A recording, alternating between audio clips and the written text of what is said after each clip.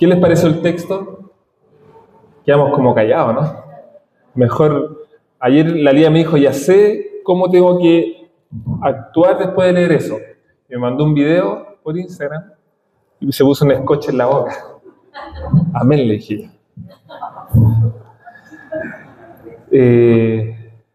Es fuerte el texto de hoy día. Y pensaba, antes de introducir el tema, del impacto que tienen nuestras palabras y del impacto que tienen palabras en la historia de la humanidad.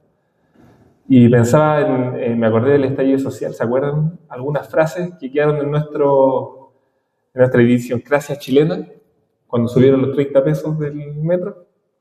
El ministro dijo, bueno, se pueden levantar más temprano para los que quieren pagar menos. Entonces tenían que andar en el metro antes de las 7 de la mañana. Ustedes saben después lo que pasó, ¿cierto? El impacto de las palabras, el poder que tienen. Así que hoy día vamos a estar reflexionando eso y Santiago justamente nos invita a buscar sabiduría en esto. ¿Ya? Así que oremos al Señor. Oh Dios, te pedimos en esta hora que tú nos guíes, Señor, que no sean mis palabras, Señor, así como dice tu texto aquí, sea en el temor tuyo, puesta esta palabra para cada uno de nosotros, Señor. Que también podamos encontrar esperanza en ti, Señor, para descansar en medio de nuestras debilidades. Te pedimos tu ayuda, Señor, que abra nuestro entendimiento, nuestros ojos, a tu evangelio, a tu verdad. Gracias te damos, Señor, en el nombre de Jesús. Amén. Así que por eso hoy día titulo este sermón como Consagrando nuestro hablar. ¿Ya? Y vamos a recordar un poquito, ¿se acuerdan los que hemos seguido la serie? Santiago es una carta muy pastoral, es una carta muy práctica, como que no da mucho espacio a dudar, es como relativamente fácil de interpretar en ese sentido, porque él va al tiro a la práctica. Se dice además que esta carta es como los proverbios del Nuevo Testamento. ¿Ya? Y hemos estado hablando de algunas cosas. Por ejemplo, les recuerdo cómo Dios nos habló de la paciencia en medio de la prueba. También como el pastor Roberto hace unos fines de semana atrás nos habló de no tener favoritismos. Como vimos también, de no ser indiferentes, de ser compasivos, de ayudar, de vivir la fe con obras. Y como titulamos la serie de estos sermones, pues, tener una fe viva. ¿Ya? Y el primer punto, que se basa en los primeros 2 versículos, lo titulo como Hablando la palabra con sabiduría. Dice, hermanos míos, no sean todos maestros entre ustedes, pues ya saben que Dios juzgará con más severidad a los que somos maestros. Todos fallamos mucho, pero el que no cometa errores en lo que dice ha llegado a la perfección y puede controlar todo su cuerpo. Así que nuevamente, Santiago una vez más parte diciendo, hermanos míos. O sea, sabemos que le está hablando a creyentes, a pesar de lo fuerte del texto. Podríamos decir, oye, aquí le está hablando a incrédulos. Pero no, le está hablando a sus hermanos. Hermanos míos. Y pareciera que está diciendo como que, oye, mejor no sean maestros. Porque es muy peligroso, ¿cierto? Pero en realidad no está haciendo eso. Él no quiere desmotivar. Él está dando una advertencia. ¿Ya? Y podemos estar seguros de esto porque la Biblia, en todo su contexto, nos enseña claramente de que de alguna forma todo creyente en Jesús es maestro. De hecho, Diego recién leyó un texto. El mandato que dio el Señor Jesús, ¿cierto? De ir a ser discípulos. ¿Se fijaron en la última parte? ¿Y cómo van y hacen discípulos? Enseñando. O sea, de alguna forma, para cada uno de nosotros es también esto. Porque estamos mandados a estar enseñando. Con esto no nos referimos solo a algo teórico. Enseñar el Evangelio con la vida. Y también con palabras. ¿Ya? Así que también podemos ver en la Escritura, por ejemplo, que el autor de Hebreos, en el capítulo 5, exhorta a los que están leyendo su carta, porque no han sido maestros después de un largo tiempo de vida como creyentes. ¿Ya? Y también vemos, por ejemplo, a Pablo que en reiteradas ocasiones está incentivando a que muchos piensen y mediten en un don especial que también el Señor ha dado. Así que de alguna forma podemos saber, tener la certeza que Santiago sabe que debe haber maestros dentro de la iglesia. Ya Pablo le dice a Timoteo, palabra fiel, 1 Timoteo 3, 1, palabra fiel, si alguno anhela obispado, buena obra desea. Entonces, lo que quiere hacer Santiago es una advertencia respecto de lo que va a hablar durante todo el capítulo. Una advertencia del cuidar las palabras. Y especialmente en estos 2 versículos, de cuidar las palabras en asuntos de Dios mientras enseñamos. De que seamos fieles a lo que Él ha dicho. ¿Ya? Es muy importante y muy relevante para nuestro tiempo, porque hay muchos que están engañando, que toman un texto, lo tuercen y predican para sus propios deleites. ¿Ya?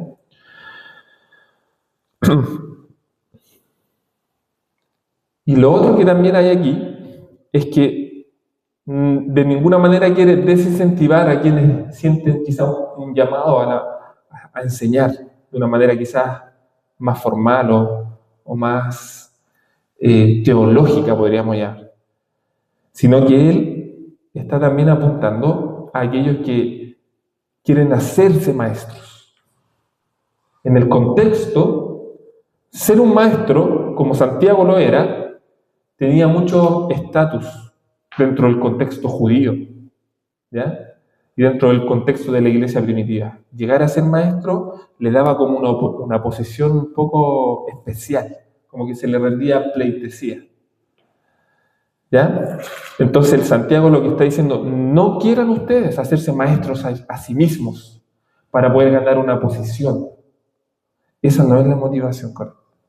De hecho, es peligrosa. Y para nuestros contextos es lo mismo. Quizás en el contexto de nuestra iglesia presbiteriana, sabemos que la autoridad de la iglesia es la Escritura. Por lo tanto, los pastores docentes se preocupan de cuidar este espacio, el púlpito, de que no se llegue y se predique cualquier cosa. ¿Ya? Por eso ahí me están grabando, después probablemente me van a estar mirando ahí los pastores. Entonces, porque es muy importante resguardar esto. En algunas iglesias, hoy, el tener una posición de maestro es como muy lejana, es como similar quizá al contexto judío. Por lo tanto, está reiterando esto, pues está diciendo, hey, que tu motivación no sea la equivocada. ¿Ya? Pero no basta con tener una sana doctrina. Santiago está advirtiendo aquí que Dios va a juzgar lo que se hable, pero no solamente lo que sale de la boca, sino que va incluso a juzgar las intenciones del que está enseñando. Y entre los cuales él se incluye como maestro, también va a juzgar las propias de él. Y es algo muy similar a lo que predicaba Herman Bavinck en el siglo XVIII. Es un pastor holandés. Y él le dio así, pero fuerte a este tema. Porque había un movimiento de predicar mucho la sana doctrina, pero con poca piedad, con poca ética, con poco corazón. Entonces, él dice que la verdadera piedad es la sana doctrina de tener la Escritura en alta estima, pero acompañada de una sana ética. Es decir, de un corazón que esté buscando la gloria de Dios, que esté amando a la iglesia y que esté deseoso de que otros conozcan a Cristo. Y es por eso la advertencia aquí de Santiago. Hey, si tú no tienes esto, no desees ser maestro. Van a ser palabras de condenación para tu vida. Así que da para examinarnos. De hecho, en Mateo 23 podemos ver que Jesús juzgaba esto en el contexto de aquellos escribas y fariseos que eran los líderes judíos. Ellos enseñaban en el púlpito, en la sinagoga, y les dijo Jesús que a ellos que estaban predicando normas y estaban poniendo carga pesada y difícil de llevar sobre los hombros de sus oyentes. Y va a la intención del corazón de ellos. Les dice, y ustedes están enseñando para querer hacer todo lo posible, demostrar sus buenas obras, para ser vistos. Jesús revela que en el corazón de ellos estaban amando ser reconocidos en las plazas, como rabí, maestro. Eso estaban amando muchos de estos fariseos y escribas. Y si se fijan aquí, Santiago en esta carta hace todo lo contrario. ¿Se acuerdan cómo se presenta en la carta? Yo, Santiago, yo, Jacobo, como siervo de Jesús, del Señor. Él no dice como maestro, él no dice yo como hermano de Jesús, yo como apóstol, no, dice siervo. Él como maestro se está presentando como uno más. Y aquí podemos evidenciar que él se incorpora incluso en esta advertencia, mostrándose como una persona débil también con su lengua. ¿Ya? Jesús dijo en Mateo 5, pueden ver que Jesús dijo lo siguiente: cualquiera que quebrante uno de los más pequeños de estos mandamientos y enseñe a otros a hacer lo mismo, será llamado último en el reino de los cielos. Pero el que ponga en práctica y enseñe estos mandamientos será llamado grande en el reino de los cielos. Así que, mis queridos amigos y hermanos, si algún corazoncito hoy aquí se enciende cuando enseña la palabra del Señor, Santiago no quiere desincentivarte por ninguna manera. Él quiere advertirnos de que este no es un asunto trivial. La gran responsabilidad de traer la palabra más importante, como nos contaba Diego, en la historia de la humanidad, la palabra de Dios. Que el que esté enseñando pueda dimensionar esto. Porque por esto vamos a rendir cuentas a Dios. Así que confiamos que el Espíritu Santo, mientras hablamos esta palabra, va a ir traduciendo esto con su poder en nuestros corazones. ¿Ya? Luego dice él, todos fallamos mucho. De nuevo se incluye él. Todos fallamos mucho. Y es consuelo para nosotros, po. Él no está diciendo, ustedes fallan al predicar. Él se está incluyendo, yo también fallo con mis palabras. Tropezamos, dicen otras versiones. Entonces, ¿qué nos queda a nosotros, cierto? Todos estamos tropezando constantemente por falta de sabiduría en nuestras palabras. Entonces, ¿habrá alguna alternativa para no tropezar? ¿Acaso podremos llegar a dominar nuestras palabras sin dañar a otros? ¿Qué creen ustedes?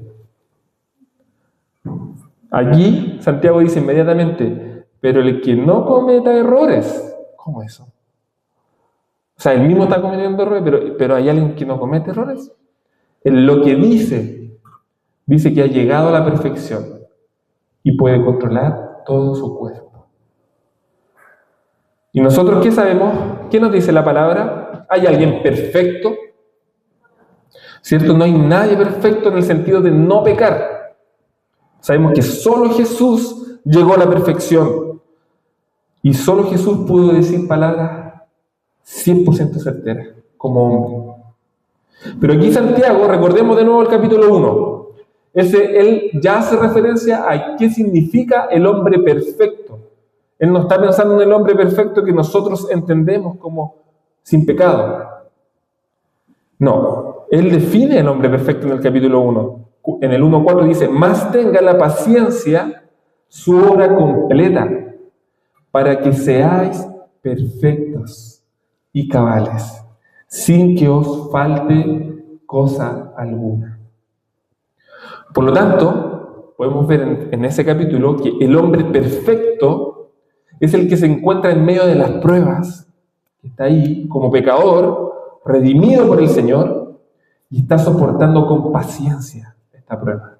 Y en medio de la paciencia vimos que este hombre está buscando sabiduría de Dios, porque se reconoce y se visibiliza como un hombre sin sabiduría y la necesita de parte de Dios.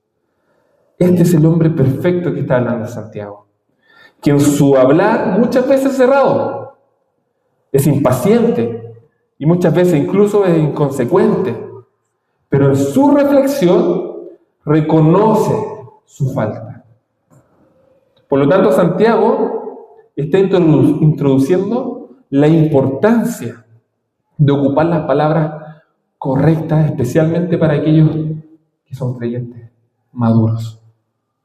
Por eso el versículo 13, después de esta sección que leímos aquí, empieza a hablar de la sabiduría nuevamente Santiago. Y en el versículo 13, hasta el final del capítulo, va a insistir con la sabiduría. Y dice en el versículo: ¿quién es sabio y entendido entre vosotros? Que muestre por su buena conducta sus obras en mansedumbre de sabiduría. Así que la otra semana vamos a profundizar eso. Y con esto pasamos al segundo punto, que lo titulo como una lengua que es capaz de transformar. Aquí Santiago ocupa hartos ejemplos de la naturaleza y del contexto en el cual él vivía. ¿Ya? Es muy práctico en esto, para poder enseñar de una manera directa a los que están leyendo la carta. Es tan así que yo creo que es suficiente que leamos y entendamos. Así que puedo terminar aquí la prédica ahora, cantamos y nos vamos para la casa a celebrar el Día del Papá. ¿Les parece? No. Vamos a quedarnos aquí. Se estaba parando ayer.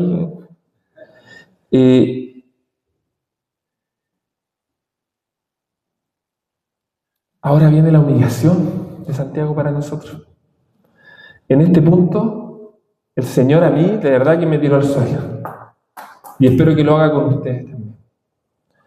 El primer punto lo divido en dos ejemplos, dos tipos de ejemplos. Uno, pequeñas cosas que cambian el rumbo.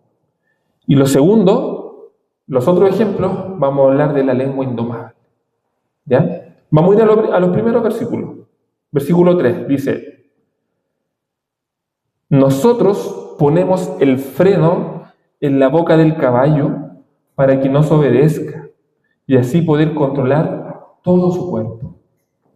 Con un pequeño timón, los pilotos obligan a grandes barcos a ir donde ellos quieren, aún en medio de fuertes vientos. Aquí Santiago está hablando de pequeñas cosas que hacen grandes cambios.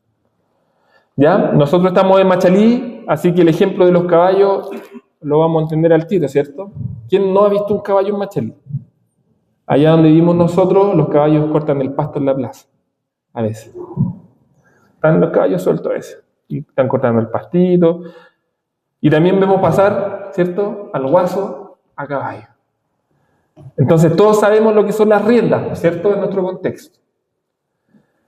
Aquí el texto dice que se le pone un pequeño freno en el hocico del caballo y con eso se puede domar a esta bestia que es grande, tiene fuerza.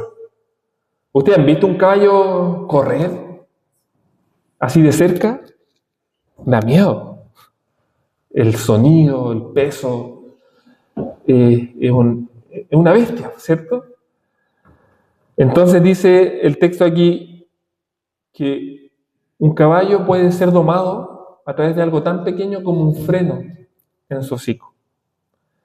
En el caso de una nave o de un barco, esto es, en el contexto de Santiago, es algo impactante porque los israelitas, si bien tienen el mar Mediterráneo, no son un pueblo marítimo, como lo eran muchos pueblos en esa época.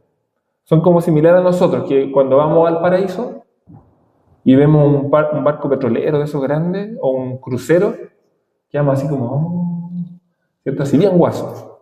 Entonces, para los israelitas era impresionante ver una nave. En ese tiempo ya habían barcos grandes que transportaban personas y mercancías, ¿ya? Entonces, para los israelitas era impresionante poder ver que un barco tan grande, que no tenían los motores de hoy, sino que eran con velas, pero eran dirigidas por un pequeño timón. Entonces era impresionante saber, y aquí está ocupando ese ejemplo Santiago, para poder ejemplificar el poder que tiene nuestra lengua. Entonces, un pequeño timón es capaz de controlar incluso una máquina tan grande.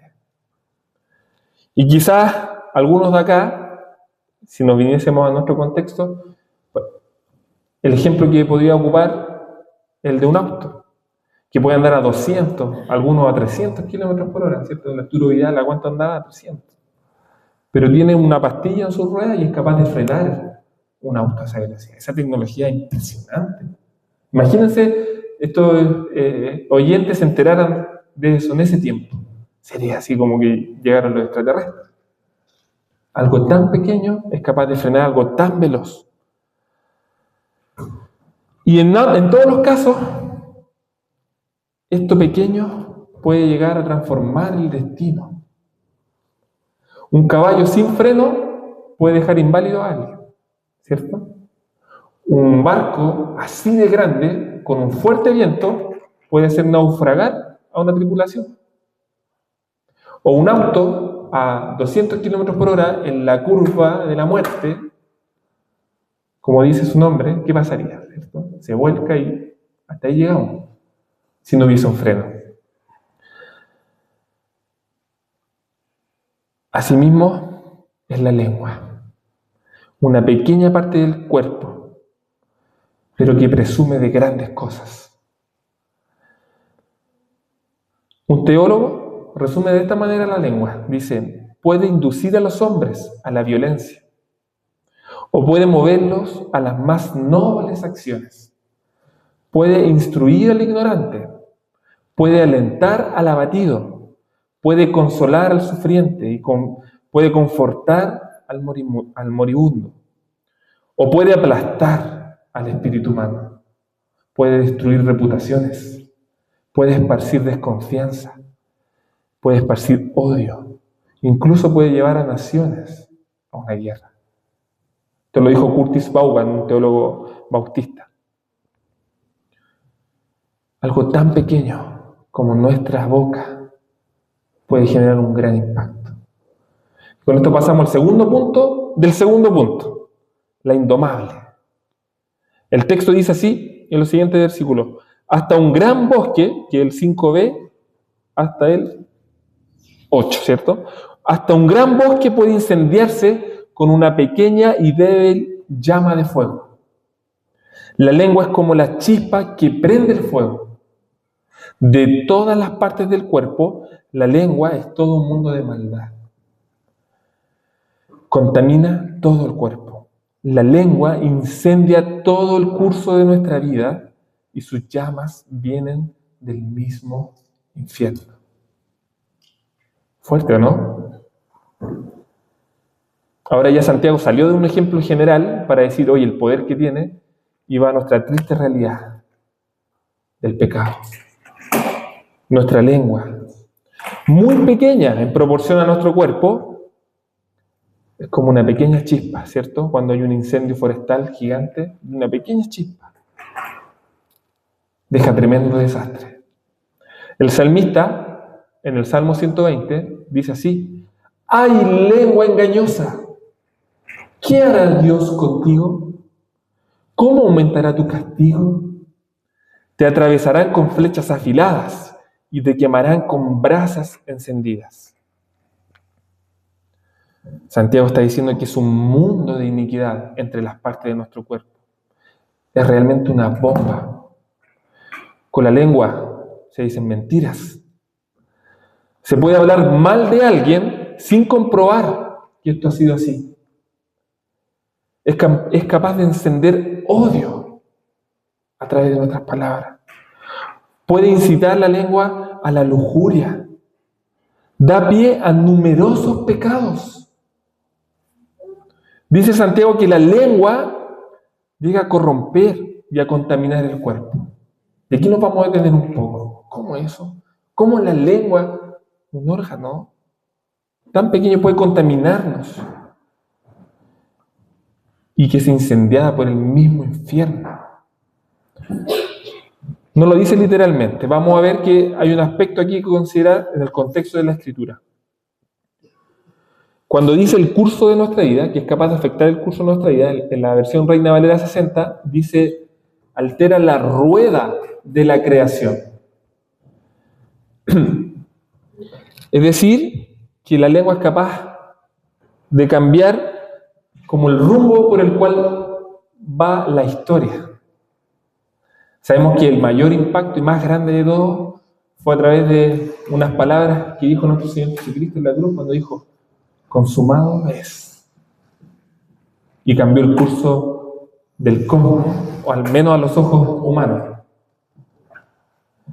Así también, por ejemplo, sabemos que Hitler, en sus discursos muy acalorados, dejó la escoba. Y en la Segunda Guerra Mundial murieron millones de personas. Entonces, con pecado de la lengua, somos capaces de arruinarle la vida a otros en la creación. Cuando era adolescente, o si alguno de aquí, los adolescentes jóvenes, si alguien te dice, oye, no sirves para nada, ¿cómo nos sentimos? Esto, sobre todo en la adolescencia, puede afectar el curso de nuestro futuro. Oye, ¿realmente no sirve para nada? O cuando alguien te dijo cuando pequeño, oye, que eres feo, ¿cómo nos sentíamos? ¿Cierto? Mal, pésimo, con una simple palabra, que eres feo. O incluso cuando haces una broma. A mí me ha pasado en muchas oportunidades, con mi esposa, con mi hija, con algunos de ustedes, que le tiraba una broma un poquito ácida, pero dañaba su corazón. Aún ahí somos culpables. Es que intentamos justificarnos, no, si era una bromita nomás, ¿cierto? Y nos justificamos, pero aun cuando no era nuestra intención dañar, sin duda que hay algo de verdad incluso ahí. Como dice el texto, de la abundancia de nuestro corazón habla nuestra boca. Entonces, yo aquí me quiero detener a que reflexionemos simplemente leyendo un proverbio, el proverbio 26. Miren, fíjense lo que dice. Como el que enloquece y echa llamas y saetas y muerte, tal es el hombre que engaña a su amigo y dice, ciertamente lo hice por broma. Sin leñas se apaga el fuego. Y donde no hay chismoso, donde no hay chismoso, cesa la contienda. Y ahora, pero el carbón para las brasas y la leña para el fuego y el hombre rencilloso para encender contienda. ¿Cierto? Nosotros le llamamos a ese el carbonero, ¿cierto? Las palabras del chismoso son como bocados suaves y penetran hasta las entrañas.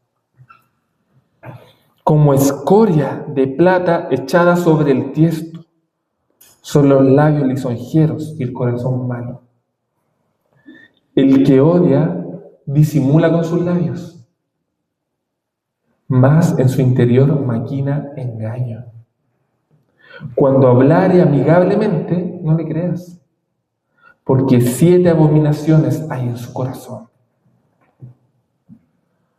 Aunque su odio se cubra con disimulo, su maldad será descubierta en la congregación.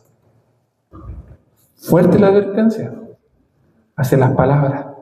En este caso está hablando de alguien que intencionalmente está hablando mal. Pero también para aquel que habla descuidadamente. Es fatal. Nos puede llevar a perdición. La lengua puede llegar a destruir familias. La lengua puede destruir comunidades, iglesias locales. Y creo que hoy es una gran oportunidad a través de este texto que el Señor nos pone aquí, para que usted en este momento deje de pensar en alguien. Saque de su mente, este así, no, y piense en usted. Este texto es para usted y para mí. Autoexamine, escuche la voz de Dios hoy y pregúntese si Dios quiere transformarlo. Todos necesitamos perdón en esto y todos necesitamos arrepentirnos de nuestras palabras. El versículo 7 dice: los hombres siempre han podido domar toda clase de animales, animales salvajes, aves, reptiles, animales del mar incluso. Pero ningún hombre puede domar su lengua. Es como un mal que no descansa y está lleno de veneno mortal. O sea, en resumen, la lengua, por eso titulamos este título, es indomable, es incontrolable. El Salmo 140 lo resume así, en versículo 3. Su lengua pica como una serpiente, veneno de víbora gotea de sus labios. Entonces, como que no hay mucha esperanza, ¿no? Como que pareciera que mejor dejemos de hablar, ¿cierto? Como Lía me dijo, pongámonos un scotch, ¿cierto? Pareciera que esa es la solución, ¿o no? ¿O será mejor haber nacido sordomudo? Pregúntale a un sordomudo si es santo. Vaya a preguntarle. En su lenguaje, obviamente. A veces el silencio, muchas veces sí es sabio, pero otras veces puede dañar y quebrar una relación también. No es solo, si bien habla de las palabras específicamente, es lo que hablamos, pero también lo que a veces no hablamos. Entonces, si no hay nadie que se salve de este pecado, ni siquiera Santiago, ¿qué hacemos? ¿Habrá alguna solución? ¿O mejor nos rendimos y dejamos dar rienda suelta a nuestra lengua? Para encontrar la solución, no es suficiente con tener la intención de controlar tus palabras. No, desde ahora me voy a determinar, no voy a decirle más garabato a mi esposo. No sé si alguien le dice garabato aquí a su esposo. Se ríen algunos, pero puede ser y ocurre. No voy a dejar de ser tan áspero con mi esposa. Y me voy a determinar a hacerlo. Pero no es suficiente porque es indomable tu lengua. Debemos ir a la raíz del problema. Jesús lo resume de esta manera. Estaba Jesús, estaban los fariseos, estos mismos escribas fariseos, ¿cierto?, que querían ahí ser llamados maestros, y llegan donde Jesús a acusarlo. Le dice: oye, pero ¿cómo tú y tus discípulos, antes de comer pan, no se lavan las manos? Ya sabemos que es una medida higiénica, ¿cierto? Hay que lavarse las manos. Pero estaban acusándolo no de eso, sino que estaban acusándolo de la tradición que ellos tenían. Tenían una tradición de que si no se lavaban las manos, se iba a contaminar su espíritu. No solamente se iban a enfermar de la guata, se iban a contaminar por dentro. Entonces estaban acusando a estos fariseos a Jesús de que sus discípulos no se habían lavado las manos muchas veces que ellos lo habían visto comer pan. Y Jesús les da la siguiente respuesta. En resumen, después lean todos Marcos 7. Jesús da pero así una cátedra de este tema. Pero le responde esto, le dice: lo que sale del hombre, eso es lo que contamina al hombre. Porque de adentro del corazón de los hombres salen los malos pensamientos, las fornicaciones, los robos, los homicidios, los adulterios, la avaricia, la maldad, engaños, la sensualidad, envidia, la calumnia, el orgullo, la insensatez. Todas estas maldades de adentro salen y contaminan al hombre. Marcos 7, del 20 al 23. Por lo tanto, como les dije en delante, Santiago, cuando dice que la lengua contamina, es en un sentido figurativo. Santiago se refiere a esto como una expresión más allá de decir estas palabras ásperas o los garabatos, o de insultar, o de murmurar, o de exagerar a veces situaciones. o a veces de minimizar otras. Lo que realmente contamina al hombre no es eso, sino no están en nuestras palabras, en nuestra lengua, literalmente, sino que está en el corazón. Es decir, en lo más profundo de nuestra naturaleza, de nuestro ser. Como que siempre la Biblia llega a esto, ¿no? Oye, de nuevo al corazón, una vez más. Bingo. Sí. Para Dios, el corazón es lo más importante. En Proverbios 4:23 dice Dios que sobre toda cosa guardada, guarda tu corazón. Y fíjense en esto, porque de él mana la vida. ¿Pero cómo? De mi corazón mana la vida, pero también las cosas malas. O sea, todo lo del lenguado que yo soy nace de mi corazón, pero además de mi corazón hay vida. Qué inconsecuente, ¿no? Y por eso vamos a ir al último punto con este título. Nuestra inconsecuencia es redimida. Vamos a leer los últimos versículos del 9 al 12. Dice, con la lengua bendecimos a nuestro Señor y Padre, y con ella maldecimos a las personas que han sido creadas a imagen y semejanza de Dios. De manera que con la misma boca bendecimos y maldecimos. Eso, hermanos míos, no debe ser así. De nuevo ahí, Santiago, hermanos míos. No debe ser así. ¿Acaso puede dar un manantial agua dulce y agua amarga al mismo tiempo? Hermanos míos, de nuevo, ¿puede una higuera de aceitunas, una higuera dar aceitunas? ¿O una vid dar higos? Así tampoco un manantial de agua salada puede dar agua dulce. Entonces, en nuestra lengua, finalmente se manifiesta la contradicción de nuestro corazón, nuestra naturaleza de pecado, de maldad, que se inclina a odiar, que heredamos de la caída, que se inclina a menospreciar a otros, a ser egoísta. Se contrapone con aquella naturaleza que Dios nos dio por medio de Jesucristo. Dios nos dio una nueva naturaleza.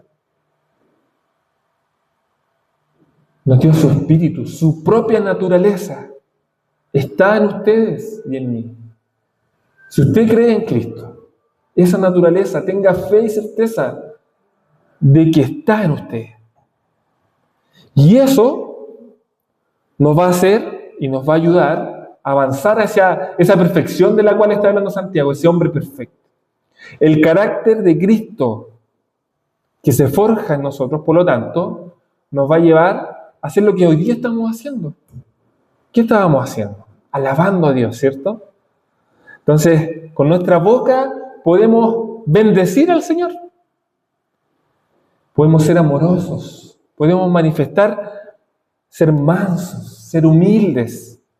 Podemos manifestar misericordia sin fingimiento, porque Dios nos da esos atributos.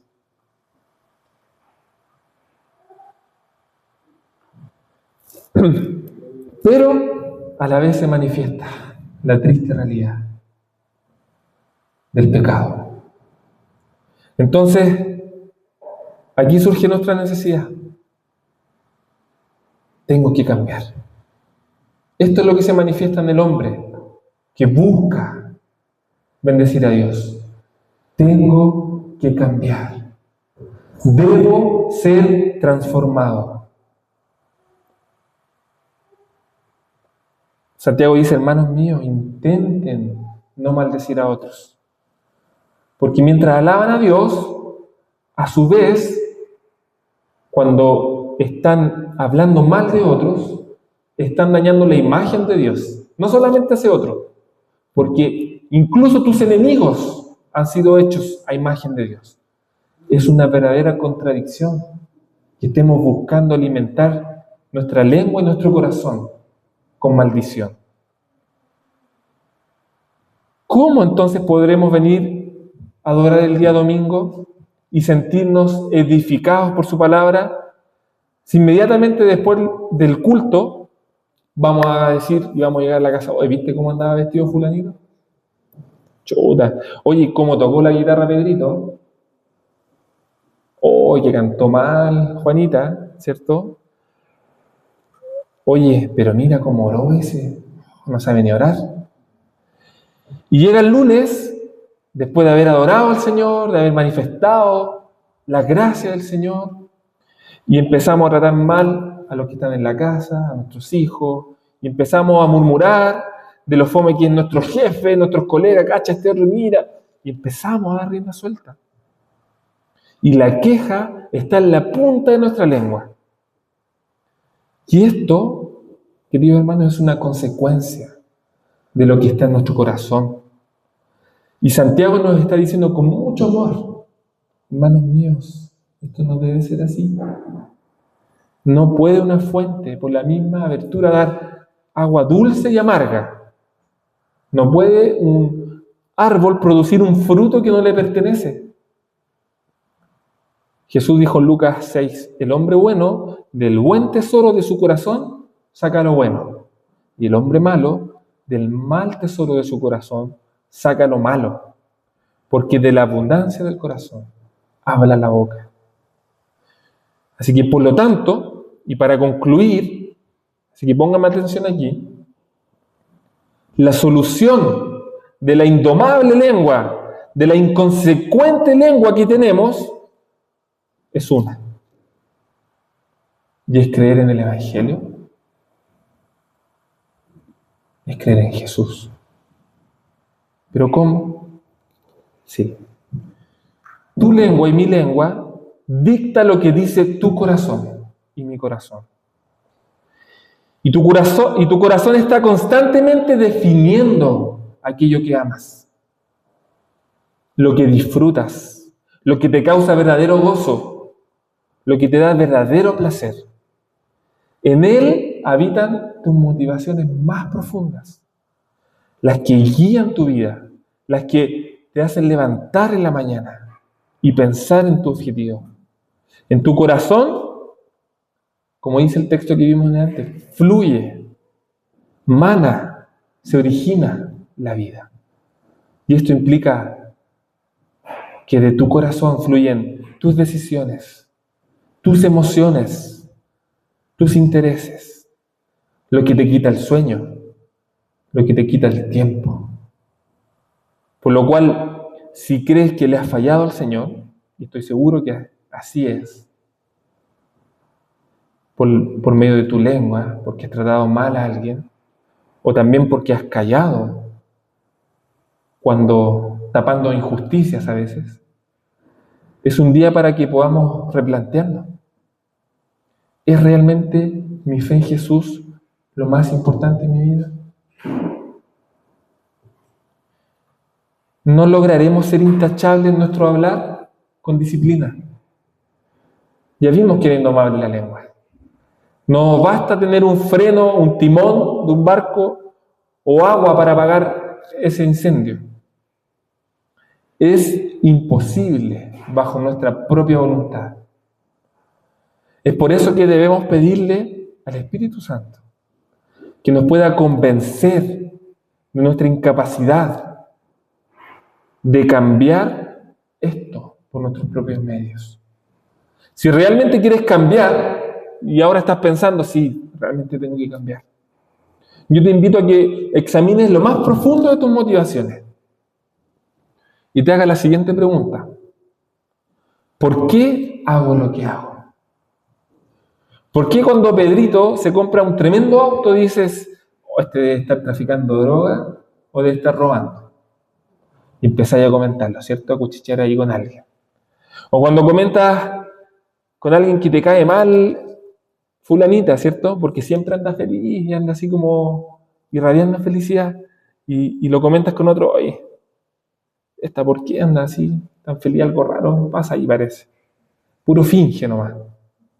O cuando ves a, no se me ocurrieron más nombres, a fulanito, y dice, hoy anda como apagado, en algo oscuro anda, y comenzamos a comentar, ¿cierto? Y empiezan a salir cosas de nuestra boca. Entonces la pregunta que no debemos hacernos, ¿cómo puedo callar mi lengua mal hablada? Lo que debemos preguntarnos es esto, ¿por qué tengo la necesidad de hablar mal de otros? Tranchini, que es fuimos a un seminario hace unos días con los chiquillos, con algunos chiquillos de ahí, un pastor de España, él está en España y Argentina. Él plantea en un libro que se llama Cambios Profundos. Dice que una receta para ir a lo más profundo de tu corazón es preguntarte 2 veces por qué. ¿Por qué estoy haciendo lo que estoy haciendo? Pregúntatelo una vez, indaga lo profundo de tu corazón. ¿Por qué? Y cuando tengas la respuesta, pregúntate de nuevo, ¿por qué? Ay, ¿por qué? Y probablemente vas a llegar a algo que no te estás dando cuenta. Por supuesto que por medio de la ayuda del Espíritu Santo. De otra forma no. No es una receta automática. ¿Por qué tengo la necesidad de hablar mal de otros? ¿Será que de mi corazón está fluyendo codicia? ¿Será que tengo envidia de otros? Uy, pero qué injusto que a esta persona le ocurran cosas buenas y a mí, mira, ¿por qué no me pasa eso? ¿Será que me da miedo ser honesto con alguien por la reacción que puede tener? Es que no quiero quedar mal. Es que no quiero tener un conflicto. ¿Por qué? ¿O será, vamos al segundo por qué, será que nos amamos mucho? ¿Será que necesito que otros me reconozcan? Que reconozcan que yo tengo cosas. ¿Será que me quiero validar ante los demás? ¿Será que me importa mucho que otros piensen que yo soy bueno? ¿Será que tengo temor a los hombres? Temor de que me dejen de amar. Temor a la soledad. Cuando el Espíritu Santo nos lleva a reconocer nuestros ídolos más profundos, nos lleva a actuar así. Y vamos a poder encontrar el camino para ser como aquel hombre que reconoce su error con su lengua y puede domarla con el poder del Espíritu. Tenemos un corazón que es capaz de amar muchas cosas, pero una sola va a ocupar el primer lugar en tu corazón. Y muchas veces esa sola no es Jesús. Cuando Jesús sea tu deleite, realmente quien te importe más que cualquier otra cosa. Cuando Jesús, realmente la buena noticia de que Dios, imagínense el Dios poderoso y creador del universo, por amor a ti y por amor a mí, se hace hombre. Él no tenía la necesidad de hacerse hombre. Cuando Dios decide eso, decide humillarse y renunciar a su gloria, cuando tú estás convencido de esta verdad en tu corazón, vas a apreciar a un Jesús distinto. Cuando ves que Jesús sufrió siendo hombre, cuando ves que Jesús no falló pecando, no falló con su lengua, habló siempre verdad. Cuando ves que Jesús tuvo que morir en esa cruz, en tu lugar, y realmente porque ese es el lugar que merecemos. Pero Jesús toma ese lugar. Cuando realmente llega a ser eso lo más importante de tu vida. Cuando consideras que Jesús realmente resucitó entre los muertos. Para mostrar que Él es poderoso de hacer lo imposible. Cuando crees esto, no solo tu lengua, tus actos, tus decisiones, tu vida va a ser distinta. En situaciones de conflicto, cuando te sientas menospreciado, cuando pienses que hay injurias en contra tuya, cuando te delata porque están murmurando de ti, o cuando te sientas que alguien te está acusando de algo. En cualquier situación, tu lengua va a decir, no importa. Jesús es mi Dios. Pidámosle a Dios que cambie nuestro corazón, que el lugar donde nos importe más el amor de Jesús que el de otros, donde nos importe más la aceptación de Dios que la de otros, donde confiemos en que la justicia de Dios es más grande que la justicia del mundo. Es ahí cuando podremos descansar en Él, podremos controlar nuestra boca y actuar con sabiduría. Cuando estemos satisfechos en Él y las consecuencias de actuar recta y piadosamente serán un sufrimiento en nuestra vida que vamos a estar dispuestos a vivir, porque Jesús es nuestro Dios. Pidamos eso al Señor hoy día, que Él nos ayude. Te invito a orar conmigo. Señor, en esta hora queremos reconocer, Señor, la contradicción de nuestro corazón y pedirte perdón. Queremos pedirte perdón, Señor, porque